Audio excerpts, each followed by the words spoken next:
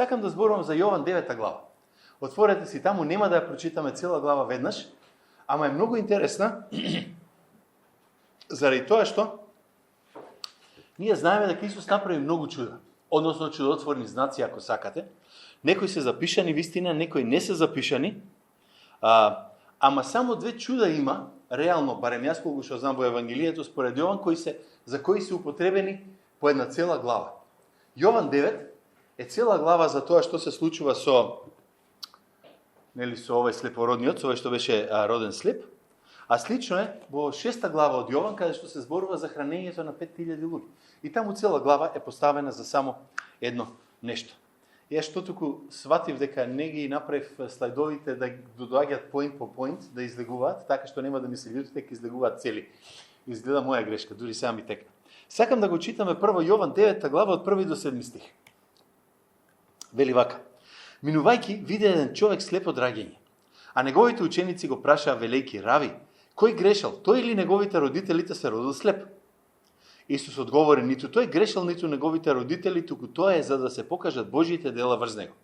Јас треба да ги вршам делата на оној што ме прати додека е ден. Настапува ноќ, кога никој не ќе може да работи.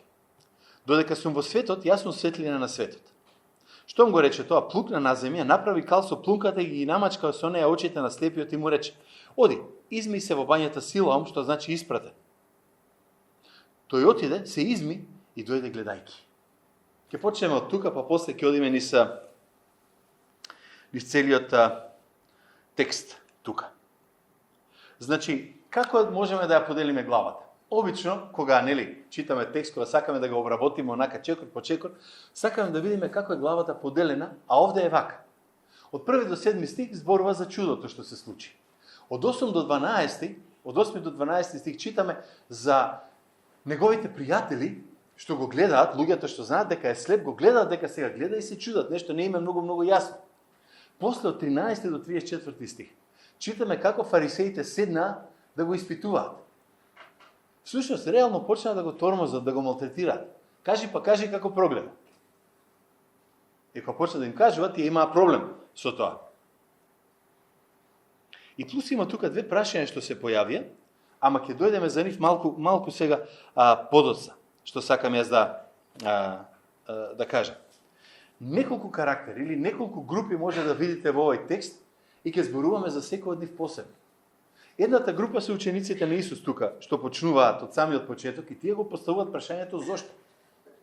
И тоа е едно многу интересно прашање, затоа што тоа прашање е емотивно, рационално и реално многу тешко да се одговори. Тоа е многу едно прашање што го поставуваат, ама за жал, начинот на кој го поставија учениците не беше неутрално. Туку водеше веќе некаде. Зошто ова ви го нагласувам? Затоа што секој пат кога ќе чуете од некој нешто, особено кога се зборува за проблем, за мака, за тешкотија, кога некој ќе постави зошто, ќе видиме како учениците реагираа на тоа. Ама исто така, ќе видиме малку како фарисеите реагираа. Што мислам дека е фокусот, центарот на цела оваа глава тука, што се случува. Од една страна е окей, сака да проверат, стварно ли е вистина ова, стварно ли овој човек бил слеп, па сега не гледа. А ние слушаме за многу чуда, ние имаме многу, ќе чуете, ќе видите, многу луѓе се фала дека чуда се случиле. Ќе речеш, ајде да го докажеме медицински. Ајде да видиме дали стварно се случило тоа. Почнуваат да бегаат. Или ти го имаш исцелението, па некој пати ќе го имаш во целост. Да, сигурно ќе бидеме исцелени на цел еден ден на небото. Ама дали тоа значи дека ако некој рече сега ти си исцелен, тоа значи дека еден ден на небото ќе сум исцелен. Иш да не ми каже тоа ќе се случи на крајот. Значи, пророштво кое е веќе исполнето. Не е тоа вера, тоа е реалност, тоа е факт, затоа што Исус го кажал тоа. И на крајот сакаме да видиме малку неколку работи од човекот. И така ќе завршиме. Брз преглед ќе направиме. И прво да ги видиме учениците. Пак ќе речам, прашањето не е неутрално. Минувајќи виде еден човек слеп од раѓање, а неговите ученици го прашаа велики: Рави, кој грешал? Тој или неговите родителите се родил слеп? Многу интересно прашање. Во самиот старт, прашањето е зошто, ама прашањето е кажано вака. Учениците, уште од самиот старт, го предпоставуваат одговорот. Исусе, зошто се случува? Кој е крив? Значи, веднаш од самиот старт, ние имаме еден сериозен проблем тука кај учениците што се јавува. Кој е проблемот? Тие веќе го знаат одговорот. Вистина го знае одговорот? Јас мислам дека не го знае. Прашањето, кој изгрешил? Заради кој се случува тоа? Кој е конкретниот греф кој донесува конкретно страдање? Јас сум сигурен дека секој од вас тука што се нашол во некоја мака, во некој проблем во животот, си го поставил тоа прашање. Зошто, Боже, што сум ти изгрешил? Народот го постава тоа прашање стално. Реално се појавува цело време. Сега, кој е крив што се родило дете со проблем? Кој е крив што се родил слепиот? Кој е крив што сите ние сме се родиле со некој проблем во животот или нешто што си го влечеме од раѓање? Чија е вината? Знаете, учениците можда имаа малку идеја зошто го теоретизираат тоа, затоа што дури и самите рабини во тоа време има една дебата во која се дискутираше може ли човек да сгреши во утробата на мајката. Многу интересно прашање.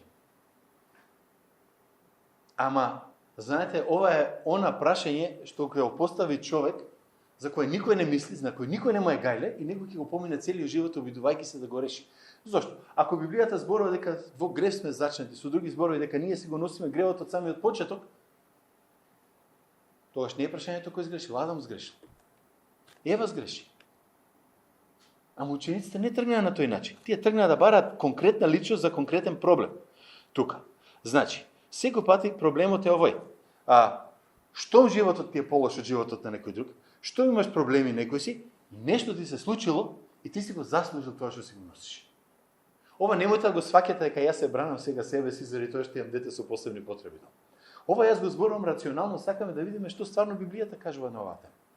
Да видиме каде стои, бидејќи, знаете, ајде, не е дете со посебни потреби. Имате мака во животот, имате тешкоти во животот, сте поминали тежок период во животот. Зошто? Кој беше крив? Кој мој конкретен греф ми го направи се тоа? За некои ствари е лесно да знаеш. Нели, класика. Биди во алкохолизирана состојба, удри се во столб, упропасти се за цел живот, ке речеше, мојот конкретен греф беше јас се опив и го направив ова. Во ред. Ама кој може да ти биде конкретниот твој греф виновен ако си закачил некоја болест за тоа што некој на другата страна во болницата не го исчистил креветот? Кој ти е крив за тоа? Кој конкретен греф ќе го направиме? Тој болниот пред тебе? Чистачот, лекарот, сестрата, кој? Ама ние бараме зошто? И има 3 проблема реално тука со кои се јавуваат. Бидејќи, првата идеја е таа, Бог е судија, штом направиш нешто лошо, Бог ќе те казни и од тука ќе ти излезе се што не ти чини. 3 проблема со овој пристап и 3 проблеми пак ќе речеме одеднаш ќе ги ставиме. Прво, ова е многу самоправеден став.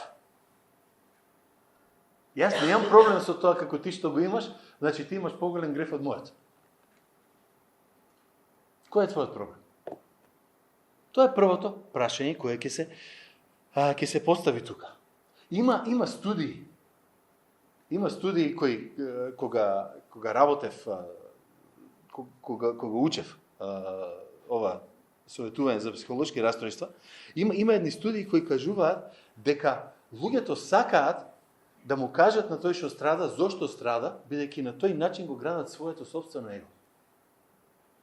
Јас не сум како тебе, затоа јас го немам овој проблем, а ти го имаш тој проблем, ти си полош од мене. Психолозите на некој начин го гледаат тоа како одбранен механизам. Сакаме да контролираме, викаме јас контролирам се во мојот живот, јас сум тој што контролира се и заради тоа што јас контролирам се, видиш ти немаш контрола, ти отиде. Мене ми е супер, од јас владеам. Првата работа.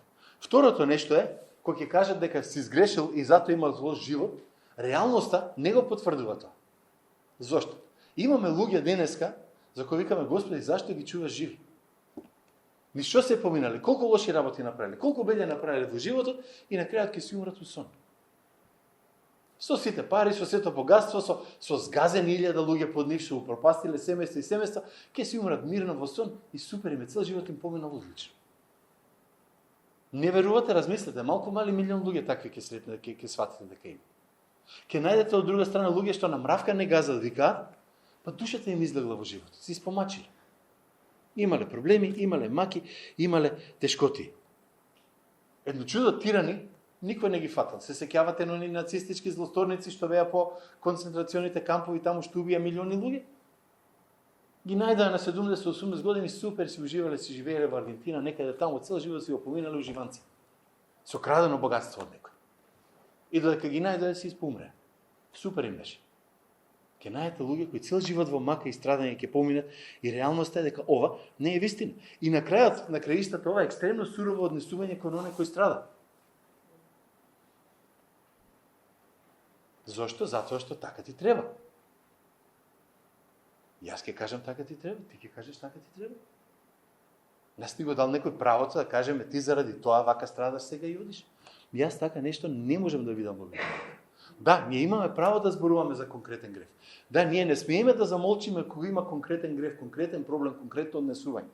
Ама кога нешто ќе се случи на некој, така ти треба, не е фер. Не е ни библиски во крајна сметка, затоа што не можеме да го... Во крајна сметка, знаете од Исус страдаше? Ви текнува? Кој изгреши, он или татко му? Ако ќе поставите вака прашањето е многу проблематично, затоа што е погрешно прашање, не можете да добиете погрешно. Кој изгреши? Па Христос дојде на крстот. Никој. А зошто отиде на крстот е тоа друга приказна. Размислете малку и на тоа, кога ќе погледнете, кога ќе се соочите со страдање, со маки и со сите тие ствари. Исус всушност го отфрлио. Вика, не е така, не е вистина. Не можеме да зборуваме дека тој или овој тука сгрешил. Патем, иста слика, слична ситуација имате во книгата на Јов. Погледнете таму, ќе видите иста ситуација. Јас зборував за тоа, мислам, 2 проповеди имав на Јов. Ќе ги најдете на интернет. Пријателите дојдоа кај него и рекоа: "Леле, Кутрио, ти колку беше богат, милионер, беше фантастичен, беше, што ти се случи? Што сгреши, призна?" Каже, ништо сгреши. Ови кабе, ништо не сум сгрешил. Не, мора да си сгрешил нешто, иначе не може вака да биде. И на крајот Бог не рече дека Јов сгреши. Не викаме дека не сгреши. Ама во конкретна ситуација, конкретниот проблем и конкретниот греф не одеа заедно. Немаше, двете работи не одеа заедно. И затоа Исус тука вика: не, нити овој човек, нити неговите родители сгрешија. Не вели дека они биле безгрешни. Сака да каже, овој конкретен греф не е резултат, овој конкретен проблем не е резултат на конкретен греф. Не си играјте, не ги врзувајте тие две ствари.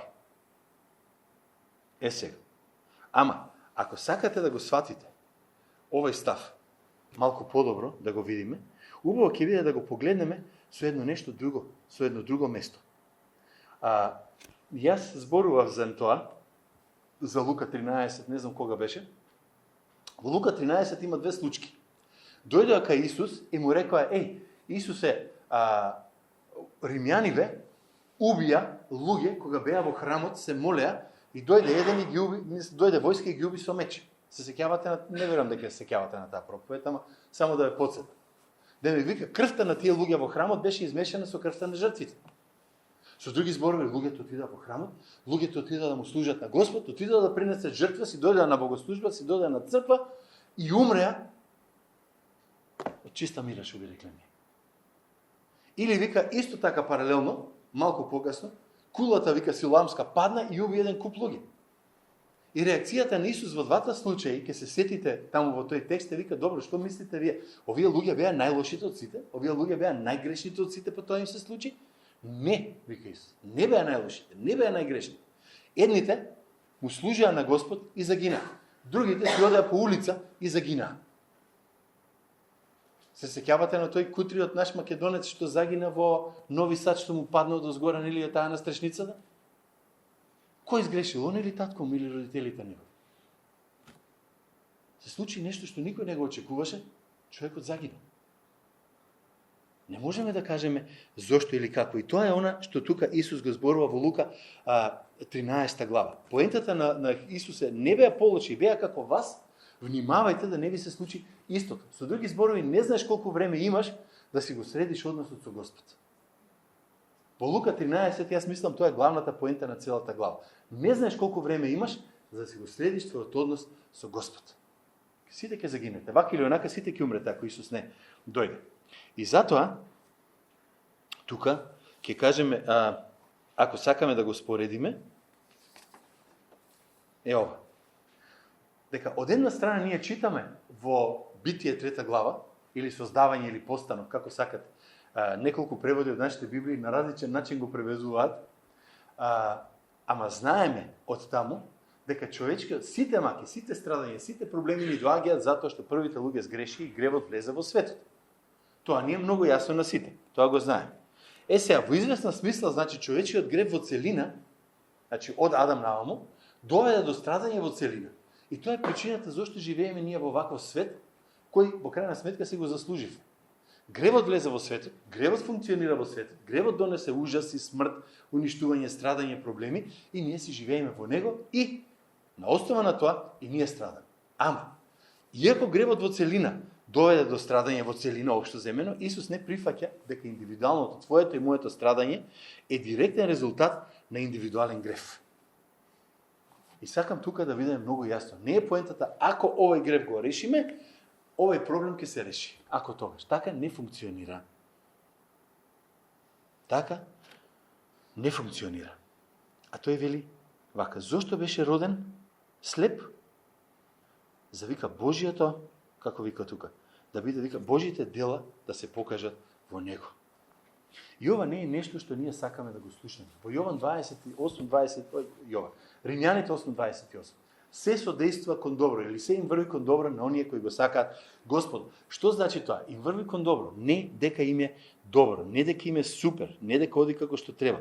Со други зборови, 8:28 во Римјаните, ни вели дека Бог допушта некои ствари да ни се случат. Дава некои работи да ги има во нашиот живот. Ке ни се појават, сакале ние или не некои нешта, заради тоа што тој сака на крајот да го изведе тоа на добро. И мислам дека и за тоа зборував пред некој време и нема тука да се повторам. Не знам зошто Бог дозволува некои работи, не знам зошто конкретна болест, конкретен проблем, конкретна мака има, не знам зошто е, ама можда нема да видиме зошто тоа го прави до самиот крај. А може би дури ни тогаш, ќе го видиме на небото, ќе стигнеме, ќе рече, еве зошто се случуваше. Сите вие знаете кај сте биле пред Господ да ве најде. За сите вас кои имате Господ. Сите многу добро знаете кај сте биле, која е била вашата ситуација пред Господ да ве најде и да ве смени. Јас сум сигурен во тоа. Па сетете се и кажете, ако не ми се случеше тоа, ако не се случеше тоа, ако не се случеше ова или она, кај ли ќе бев јас? И тоа е проблемот и проблемот во крајна сметка на страдањето. Сега, од една страна, ова сваќање дека нити ова, нити јас, нити некој друг е конкретно е крив за ова што се случува туку, Господ го прави за негова слава, првото нешто што треба да ни се случи е да се откажеме веќе од тоа само сожалување. Кутриот јас, кутрите ние, види што ни се случува, види кај отидовме, леле што станал со нас, ох и јах, цел живот, ох и јах. И сите треба околу нас да не трпат и да викаат, леле, кутриот јас, кутриот ти, и така натаму. Не. Вика, тука доста е. Знаеш дека ова не е заради тебе, можеби. Знаеш дека еден ден ќе биде на добро, така вика Господ. Да знаеш дека не мора сам себе да се обвинуваш, остави и кажи, Господи, јас не знам зошто, ама го оставам во твоите раце. Толку, ништо повеќе, ништо помалку. Не знам како, ама ќе речем Бог работи. Може би нема во моментот тоа да ми помогне. Како ќе ми ја реши ситуацијата? Нема ќе ја реши ситуацијата. Во моментот. Ама сваќањето дека не сум сам, сваќањето дека се што се случува е контролирано или допуштено од некој кој во крајна сметка, значи контролира што он го допушта, ми дава мир дека не е неопходно јас сум крив. Замислете цел живот да носите вина во себе. Јас сум крив заради ова конкретно нешто што се случило. Има едно место во Евреите 12 глава, кај што зборува таму писателот на посланието до евреите, дека всушност вика кога нешто лошо се случува или кога проблеми ни доаѓаат во животот, сега карикирам малку, вика Бог не дисциплинира. И кога ќе слушаме дисциплина, ние од вас ставаме знак еднакво казна. Бог не казва. Не.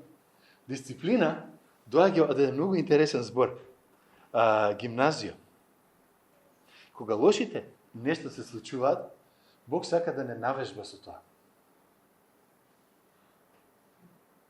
Од тука доаѓа зборот гимнастика, од тука доаѓа зборот да отидете на вежбање. Страдањето, ќе почнеш да страдаш, ќе те ги изведе на површина слабостите. Размислете малку. Кога ќе ви излезат на површина слабостите, што може да правите со нив? Логично решение кажеш, Господи, тука сум слаб, те морам помагај. Мојот лекар, после мојата операција на рамото, нели од 10 март, сега се слушнав со него завчера, кога беше, правевме муавет на телефон и ми каже што да вежбам, заради тоа што имам болка само во едно движење. И ми каже што да вежбам, какви вежби да правам со рамото, за да може и тој мускул да се затегне, се зацврсти, за да го немам да не ме боли веќе. Ми го мисли лошото. Ми каже, кога почнеш вика да вежбаш, ако почне да те боли, земи си ибупрофенче, земи си нешто, ама продолжи со вежбање. Тоа е поентата на Евреите 12. Ке имаш маки, ке имаш тешкоти, ке имаш проблеми, ке заглавиш, ке ти биде мачно, ама јас те вежбам преку тоа. Ке видиш каде пукаш, таму да те закрпиме, таму да те поправиме, таму да те пуштиме да одиш понагоре. Страдањето ќе ги извади стварите. Ќе покаже дека сме слаби, дека сме горделиви, дека може да сме направиле глупост. Знаете колку пати ни се случува и кажеш, леле, ова го правам, ако нешто тргне наопаку, ќе биде белја. Вчера тргнав да носам на послужавник, ставив храна што ја загреа во микробранова печка и кога тргнав да ја носам, почна ми се лизга по послужавник. И викам, леле, можев да истурам супата врз мене. Па кога ќе сватиш дека можеш да истуриш супата, што е пологично. Да продолжиш да одиш или да оставиш. Тоа не тера страдањето. Да си ја видиме слабоста, видиме каде сме, за да може да го поправиме сето тоа. Ама, може да научиме, до тука беа учениците, и они имаат многу што да ни кажат, ама може да научиме многу работи од самите фарисеи. И тука зборуваме за духовно слепило. Тук Исус им зборува на нив дека имаат тие едно духовно слепило. И негде на крајот на 9 глава, ако погледнете, ако почнете да читате, ќе видите дека они начуја дека Исус рече нешто што не им беше право. Тој им вика да бевте слепи, немаше да бидете виновни за гревот, ама бидејќи тврдите оти гледате, вашата вина останува.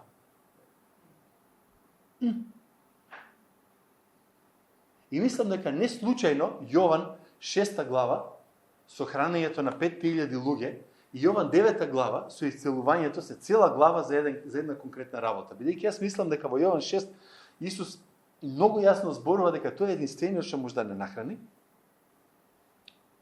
со тоа што он е левот на животот, а тука во Јован 9 глава мислам дека може да не научи дека ако сакаме духовно стварно да гледаме, тој ни е потребен и никој друг. Сега, што значи, ај размислете малку, кога ќе кажеме духовно слепило. Во Евангелието по Јован, кога ќе видиме, ако почнете да читате, цело време Јован зборува за вечен живот, дека секој кој ќе поверува, нели ќе добие вечен живот и така натаму. Сега, многу луѓе се живи. Си живеат, секојдневен живот си имаат, се е во ред, ама викаме дека се, и Исус самиот вели во Јован дека се духовно мртви. Што значи тоа? Оти, ако не видиме што е духовно мртв, не можеме да зборуваме што е духовно слеп. Тука што е спомнато. Океј. Ама што значи воопшто живот? Што значи воопшто смрт? Што воопшто значи кога ќе кажеме органски живот? Не знам дали сте размислувале малку за таа работа. Некои го дефинираат органскиот живот, да кажа дека е вистински живот, како способност да се чувствува околината. Ајде да ви објаснам што мислам. Растенијата чувствуваат светлина и топлина, така ли? Зависи кај ќе го ставите цвеќето, таму ќе расте, вистина? Реално. Некои викаат дека растенијата чувствуваат и звук. Не знам. Нели ако им пуштиш музика, демек поубаво растеле. Тоа не го знам. Ама, она што сигурно го знаеме, е дека животните не само што сеќаат топлина, студено и така натаму, гледаат, слушаат. Вистина ли? На куче може да му викнеш, куче ќе те види, маче ќе те види, кој е било да е животно, ќе го почувствува. И ние викаме, тие се повисока форма на живот, во крајна сметка. Ама, ајде да видиме кај луѓето. Освен 5-6 сетила, зашто викам 5-6 сетила? Затоа што немаме само 5 сетила. Луѓето. Ова за мене беше откровение пред многу години, кога почнав да разговарам со некои луѓе. Знаете, кои се 5 сетила што ги спомнуваме? Гледање, слушање, Јазик, нели? Друго што? Мирис? Допир, така. Океј. Ама од кај знаете кај ви се рацете и нозете? Има нешто што се нарекува проприоцептори. Тоа е исто чувство, кога знаеш кај си во просторот, кога знаеш кај се наоѓаш. Така да тие овие 5 сетила останале уште од старо време, од грчко време негде таму. Ама не се само тие. Имаме повеќе сетила. Ама на сето тоа, на сите овие чувства што ги имаме, човекот може да чувствува што е правилно, што е погрешно. Вистина или лага? Што е правда, што е неправда? Интуитивно ги чувствуваме, интуитивно ги сваќаме, викаме, ова не е фер. Или викаме, ова е погрешно, вакво нешто не сме да се случи. Сега, на сето тоа, Светиот Дух на луѓето им додава уште 2 сетила. Да сме чувствителни на гревот и да сме чувствителни на благодата. Сега веќе зборуваме за малку пошироко нешто. Патем. Ако не верувате дека има правилно и неправилно, оваа проповед не е за вас. Ама тогаш ме интересира како си го решавате животот. Ако мислите дека нема правда и неправда, не знам како живеете секој ден. Мора да ги има. Како сакате вртете ја работата, мора да ги имаме тие нешта. Тука. Фарисеите им фалеше тоа чувство на грев и на благодат. И затоа Исус вика, кога не сте чувствителни на гревот и на благодат, вие сте духовно слепи. Јас барем мислам дека така може да го дефинираме духовното слепило. Тука. Овде. Например, 24 до 34 стих. Тогаш по втор пат го повикаа човекот што порано беше слеп и му рекоа: прослави го Бога, ние знаеме дека оној човек е грешен. Патем, што им требаше да понижаваат друг за да се издигнат себе си, не знам. Ама, вика, а тој одговори и рече: дали е грешен, не знам. Ама едно знам, дека бев слеп, а сега гледам. Па повторно му рекоа: што ти направи, како ти ги отвори очите? А тие, јас сум го сгрешил овој зде. Како ти ги отвори очите? Ајде го видиме стихот внатре од овде. Сум ги сгрешил PowerPoint. Ајде Јован 9 глава.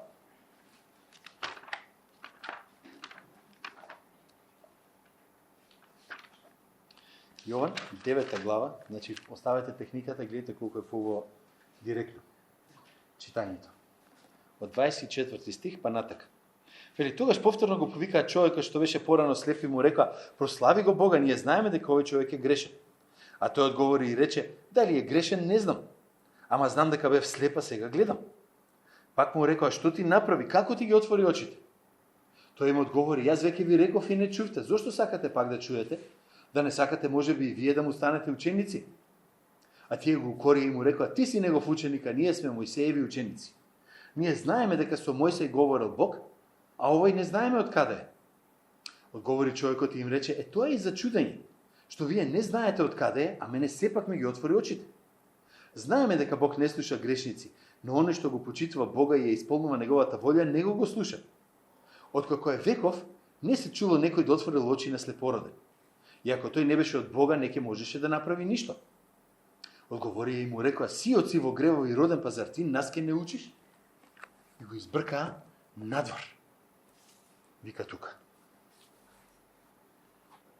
Шок. Шок. Овде. И ова е еден совршен пример на духовна слепотија.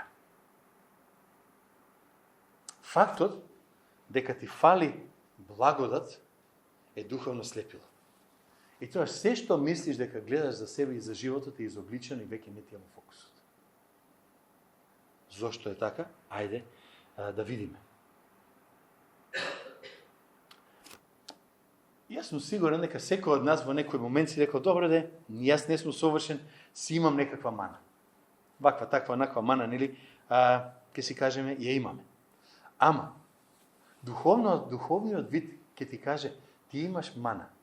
И само Божјата благодат може да е таа да ти отстрани, да ти помогне. Ти викаш: не, јас ќе се потрудам да ја решам оваа работа. Јас со мои сили ќе се потрудам да го решам мој проблем. Никој не ми треба. Јас ќе се извлечам самиот себе си. И си поставуваш некоја задача, ќе кажам, што свесен си длабоко во себе ти не можеш да ја направиш, викаш ќе се потрудам за да заслужам. Како оној фарисеот на времето што викаше што треба да направам за да заслужам, за да наследам живот вечен. Ништо не можеш да направиш. Џабе ти е тоа сето. И штом се излезе од фокус, веќе имаме проблеми. Едно нешто што духовниот вид ни го дава е да ни помогне да се откажеме од таа идеја дека ако правам тоа и тоа, се ќе биде после тоа супер ќе тргне. И знам зошто и како правам. Не можете тоа така да го направите. Зошто? Затоа што сами во себе немаме сила. Во едно ниво разбираме што значи тоа. Ама на друго ниво најчесто, како луѓе, ако Божиот Свети Дух не работи во нас, секој гледаме уназад. Тоа ви е студент, тоа ви е ученик во средна школа, што кога ќе дојде моментот да ја положи матурата, ги гледа сите оценки и вика, да учев малку поарно, ќе може да аплицирам таму и таму. А сега не можам. Зашто ти немам поени доволно, немам успех доволен за да отидам тука или таму. Да го знаев сега, она што го знаев тогаш. Камо да беше така. Ама не оди така. Не можеме да се вратиме назад. Духовниот вид ни вика, погледни си го животот и свати дека ти самиот не можеш да смениш многу работи. Да, имаме ние слободна воља. Да, ние имаме право да направиме нешто. Да, Бог ќе ни даде силата да ја направиме. Ама ќе ни даде силата да го направиме тоа, од кој ќе кажеме, Боже, сам не можам да го правам тоа. Помогни ми на мене. Го знаете оној родителот што дојде кај Исус кога му кажа дека ќерка му е мртва? И кога Исус што му рече, само верувај. Реакцијата на човекот која беше? Господи, помогни му на моето неверие. Кога ние ќе дојдеме во ситуација, кажеме, Господи, јас ја гледам проблемот, ми треба твојата помош, аман помогни ми да ти верувам да го постигнам тоа, тогаш ќе успеем. Кога речеме, Господи, дај ми сила јас да го направам тоа сам. Пробајте. Ќе видите, оти нема да стигнеме. Затоа што моите мотиви тогаш се јас сакам да постигнам за да сум заслужил со нешто, некоја работа. И тука веќе ќе дојдеме до реалноста на гревот и на реалноста на благодата. Штом јас знам дека Исус умрал за мојот грев, тоа е разбирање за гревот. Ама благодата е кога ќе речеме сакам да ми помогне, јас сакам барам од него да ми го прости гревот. Ако не ги направам тие две работи, остануваме во еден домен на реалност која не е моја реалност. Да ви дадам пример, затоа го прочитав овој пример и многу ме бендиса. Колку од вас се шофери, колку од вас возат кола? Рака горе. Бајги, колку од вас се врзуваат кога возите кола? Не сите, не сите што возат се врзуваат во кола. Сите знаеме дека идејата е дека мора да ставиш каиш кога си во кола. Еден мој пријател, специјалист, ортопед, велеше дека ако имаш каиш и ако имаш тешка сообраќајна несреќа, сигурно ќе скршиш клучна коска. Ама имаш голема шанса да се останеш жив. Сега, јас имам многу пријатели што знаат да бутнат оние лажовки, како ги викаат. Ќе окликнат тука за да не мора да се врзуваат. Еден мој братучет, прв братучет во Колешино, исто така се возеше со чичко ми. Низ Колешино и каиш, нормално, каков каиш, нели каиш не ми треба на храбрите, на силните, каиш нема потреба. Човекот се залета, се заби во трактор и мојот прв братучет излета ништо фршај на надвор. Ни едниот и другиот не беа врзани. После веќе од таму, од тој момент натака, почна да се врзуваат. Ај сега кажете, дали, ај да го фатиме моја чичко, научи нешто повеќе за каиши? Не. Се што знаеше претходно, знаеше и сега, така? Што се смени? Ја искуси реалноста дека ако не ставиш каиш, ако влезеш во сообраќајка, ќе се случи нешто лошо. Така? Значи, искуството, цело учење што некој ми го дава, стана моje лично. Гледам ти стварно ќе загази. Додека тоа не се случи со вашето познавање на Христос е џабе. Се. Не можам да станам подобар, не можам да станам попаметен. Да, јас се знам за Христос, до моментот дека јас не кажам, Господи, се оставам на Тебе. По Твојата милост, по Твојата благодат, прости ми и спаси ме, ние џабе знаеме. Да, Ќе те спаси, ама не мора баш сега. Зашто? Оти ако побарам на Христос да ме спаси, вика, можам ли да продолжам да живеам како порано? Не можам. Епа не. Ај ќе си живеам како што ми оди сега во мојот момент. Тоа е проблемот. Ево ги фарисеите. Застана и му се фрлија на човекот, вика, па ти бе во грев те родија, вика тебе. Ти си грешен, од раѓање си грешен. Па и тие беа грешни од раѓање. Што беше разликата? Зашто мораше па него да му го покаже тоа? Ама има духовна гордост. Ние сме чеда на Мојсей. Ние знаеме што правиме. И затоа, вика Исус, вие сте слепци. Многу лошо звучи, ама вие сте слепи. Вика, вие ништо не гледате, подалеку од носот не си гледате ништо. Тука, за жал. И затоа им кажува, за суд дојдов јас во овој свет да прогледаат оние што не гледаат, а оние што гледаат да станат слепи. И го чуја тоа некои фарисеите што беа со него и му рекоа, и ние да не сме слепи? И тој вика, да бевте слепи, греф немаше да имате, а сега велите оти гледате и затоа вашиот греф останува. Што е поентата тука? Не е дека слепите луѓе немаат греф.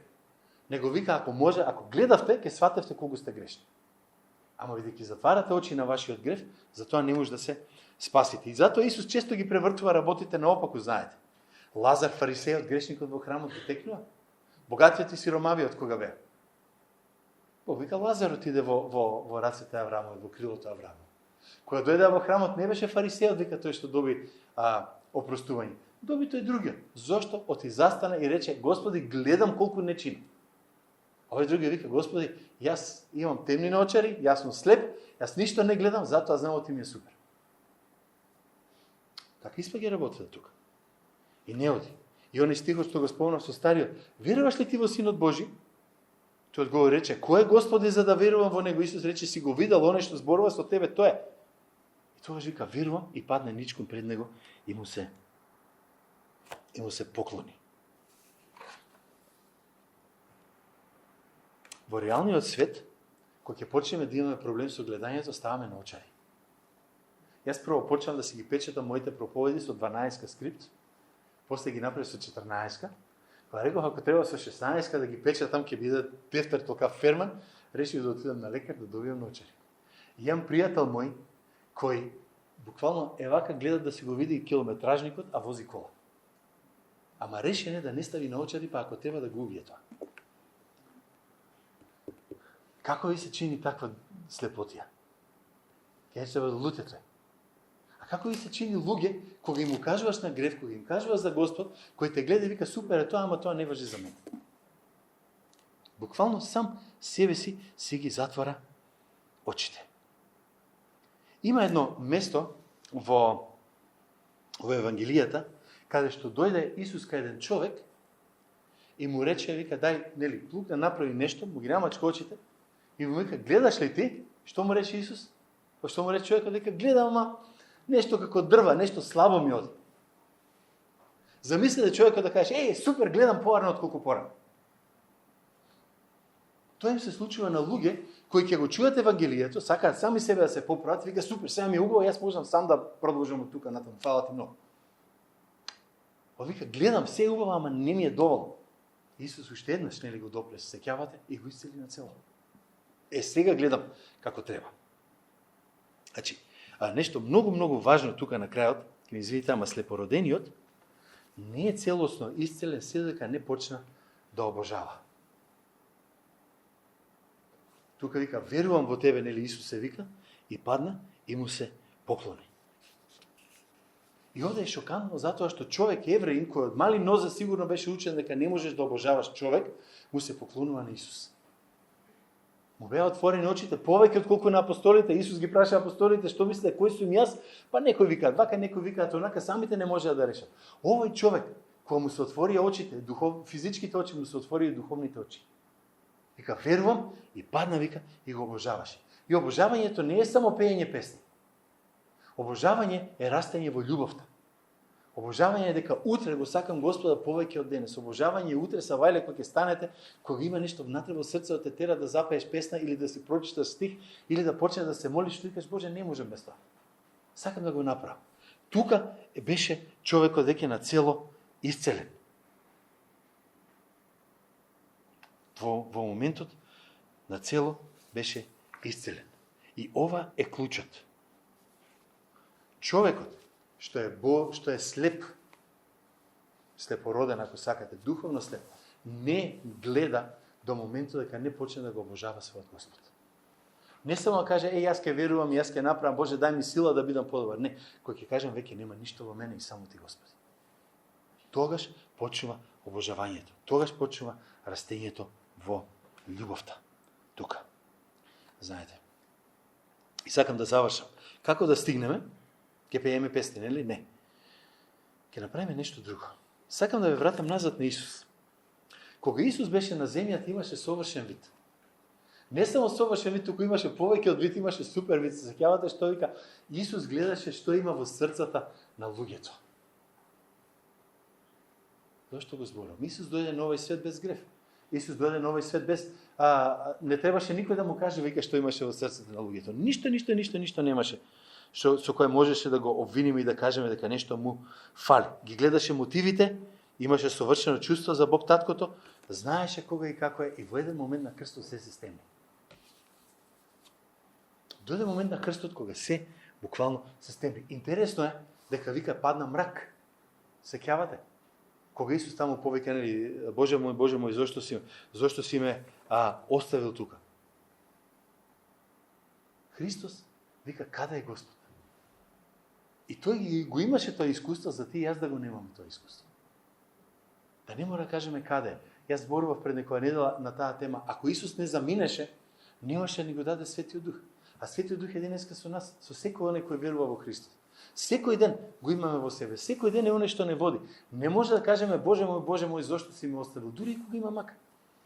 Не е прашањето кој изгрешил, не е прашањето зошто ова ми се случува. Прашањето е кој е со мене, дали имам некој што ќе ми помогне да го поминам цело ова. Имаме. Тука вика Господ е со тебе, за може да имаме некој кој ќе ми ги отвори очите за се. Исус ја доби таа духовна темнина што ние ја заслуживме. Исус го доби тоа што ние требаше да си го понесеме. Цел живот да останеме слепи и на крајот да си завршиме во вечно со вечна казна за Господ. Сега, во моментот кога ќе сватиш дека тој не гледаше за јас, ти да ги отвори очите, кога знаеме дека тој помина низ мрак, за тебе и мене да ни се отварат очите, да ја видиме светлината на Евангелието и на она што Господ сака да ни го даде, логичната реакција и одговор е обожавање. Логична реакција е обожавање. Кога викам Господи, не е важно што ќе направиш, не е важно ни што врвам, не е важно како поминувам, важно е тоа што ти го правиш за мене, фала ти, јас едноставно сакам така да поминам. Тешко ми е, Боже ќе те славам. Лесно ми е, Боже ќе те славам. Сега кога се спремав за часовите за тинејџери, ќе кажам нешто, тука има некои што ќе ми бидат на камп, ама ајде, ќе го чујат примерот два пати. Не знам, ја памтите Кори Тен Бум? Сте чуле за Кори Тен Бум? Кори беше една многу интересна жена, која сушност во Холандија криеше многу евреи. И многу голем дел од живот таму за време на Втората светска војна, десетици семејства еврејски поминаа низ нивниот дом. Десетици еврејски семејства беа спасени заради неја и нејната фамилија. И во еден момент некој ги издава, Гестапо ги фаќа и таа и незината сестра Беци завршуваат во концентрационен камп. И во концентрациониот камп во Равенсбург